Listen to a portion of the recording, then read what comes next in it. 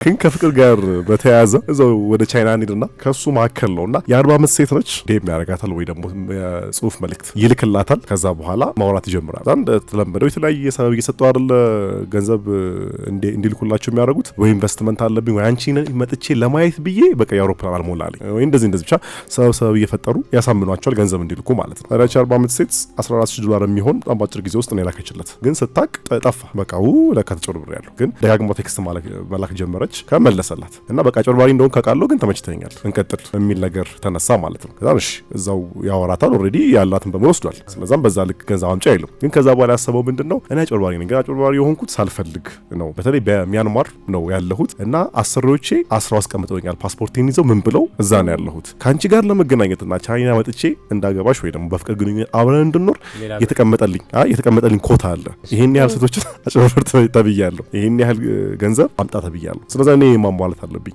ያንቺ ከዚህ ውስጥ የሆነ 0.9 ወይ ደግሞ የሆነ 10% አሁን ቢሆን ነው። ስለዚህ ገና ካንቺ ጋር ፍቅር ለመጀመር ሌላ 8 እና 9 ሴቶችን ማጭበርበር አለብኝ። ስለዚህ ከፈለግሽ እርጅኝ እነሱን እንዳጭበረብር ማለት ሌሎቹን ሴቶች ማለት ነው። ስለዚህ ሌሎቹን ሴቶች እንዲያጭበረብር የተለያየ እርዳታ አንሰጠችው ነው የተባለው። መጀመሪያ የባንክ አካውንቷን ከሌሎቹ ተቀበለና ወይ ደግሞ በኔ በኩል ላኩትላቸውና ቀበለ ለሱ ትልክለታለች። እንደዚህ ብትላቸው እንደዚህ አይነት ፍቅር ይዛቸዋል ወይ ደግሞ በጣም በአጭር ጊዜ ውስጥ ማስመጥ ትችላለህ እያለች አዝጣለች።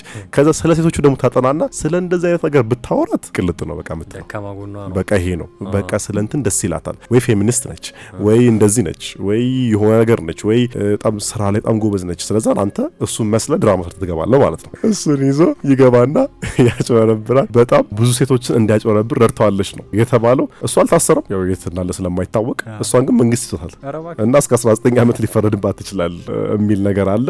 ኢትዮፒካሊ